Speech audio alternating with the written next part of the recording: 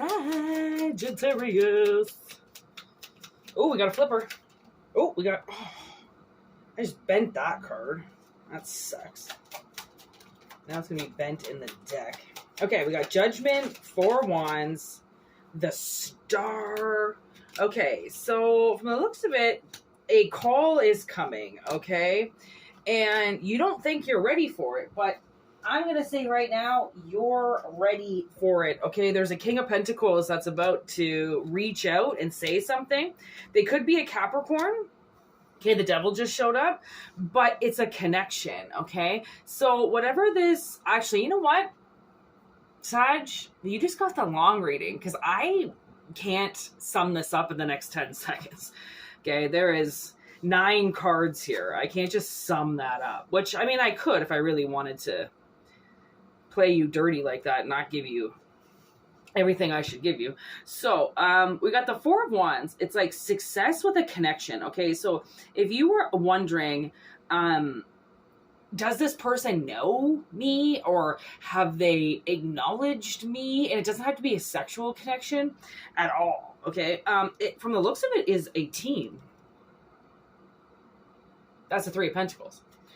3 of Pentacles is always a team. It's knowing that you don't have to do things on your own, right? A lot of people feel like it looks tougher, it looks braver if you do it on your own, and then you show the world how strong you are. And then those people that are like, that's too much work for me.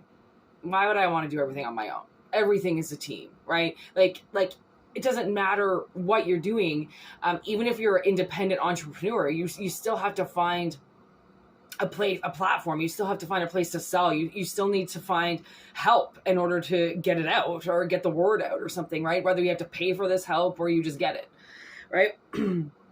So, the Devil comes in because I think somebody doesn't want to be controlled by something anymore. So maybe this is a new project and someone's like, I can't have a boss anymore. I'm the one that has to be the boss. I'm the king here. And if I can't be my own boss, then that's stupid, right? It's like when you've worked under somebody your whole life, and then you get this sudden feeling like, I can't work under this person anymore. I shouldn't be working under anybody anymore, right? Then something changes. So it's like this new adventure steps in as soon as somebody realizes that they have what they need. So,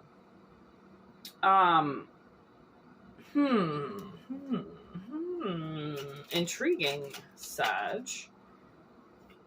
And now I'm going to, okay. So now I'm getting an example. So I dated this guy who was an arborist.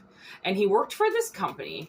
And he did these, he had a best friend who worked for the city of Toronto. So he was set. Okay, you know those city people, like they get their pensions, they get set up. Okay, I think this guy's got like 6 weeks of holidays already, and like, you know, when you can get set up in a good job, why wouldn't you do it? But he started this side hustle with my ex doing arborist work because that's what he originally was an arborist along with my ex. So they started this side hustle, right? Well, actually, it was Blake's side hustle is what it was. It was not Shane's, but Shane always had time. So these guys would work like fucking 7 a.m. or 6 a.m. until 3 and then go and do their side hustle, which was even more cutting down of trees. Okay. Like Shane, my ex, would climb trees all day and then go and climb trees for Blake. But when they did it on their own, they got to keep all the money. So they didn't really care. So these guys would work 2 jobs easily. And then finally, they did this side hustle for like, I would say maybe 4 or 5 years until basically all of Durham, this like community of like 4 or 5 little cities, little suburbs outside of Toronto, basically got to know them. So what Shane ended up doing, my ex, was he quit his full-time job. He worked for a company named Davy Tree, and which they're known all around Canada. But his boss was awful to him. You know, he had to drive. Oh my God, sometimes he would be stuck in traffic for like 2 fucking hours trying to get home, right? And like he just couldn't do it anymore. Like you hit this mental break where you're like, I can't be sitting on a highway for fucking 4 hours a day anymore just to get to work. Like you realize that your whole life just goes right down the drain for a fucking paycheck, right? So they I don't know if Blake he had to have quit his job because these guys work full time now together. So there's no way that Blake would have been able to keep his city job. But I don't really think he cared. Like, whoever really wants a pension, I kind of feel like is lazy because, like, in the same sense, pensions are available for people usually after 20 years. And they'll take the pension or they'll take the job with the pension so then they can merge into something else, right? If you're just trying to find a pension, like my father's pension from GM is $1,000 a month. You know, like welfare is almost at that a month. Okay, so what these people got scammed into with these pensions, you have to realize that we're going to evolve and we're going to grow out of that lump sum that they told you that you're going to be able to get once you're done your 25 years, right? Just saying. A lot of times you got to set yourself up. Okay, so now we've got the 7 of Pentacles with the 3 of Cups. Like, so it's like almost like someone's just got to think of the idea. And now I'm thinking of I had roofer friends. I don't know if they're my friends anymore. And it's really sad because I really liked them. And I was a really asshole friend to them. And I didn't really know how to be a friend.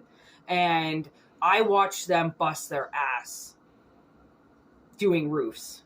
And once these metal roofs came in, they were all kind of like, they didn't know if they were going to be able to continue to roof because they worked with shingles, right? And now all of a sudden this new age trend came in where everybody has these metal roofs. And to be honest, they're way more than shingles. Like, they don't last. Like, like shingles just don't last. It's different. So you have to evolve. They had to decide if they were going to evolve their company because they were friends, right? They were a group of friends. And then they got to think about, well, do we want to go work for somebody again? Or do we want to evolve our company? Do we want to get to a bigger, do we want to hit up a bigger spectrum of clients, right? Because you can't just, you can start a company a certain way, but then people are going to start asking you, hey, do you do this? Hey, do you do that? Hey, have you ever thought about this? And then it's like expand, expand, expand. Because why just do one thing? It doesn't matter if it works, right? People are going to want you for other things too if you're available to do it. If you don't want to do it, don't fucking do it.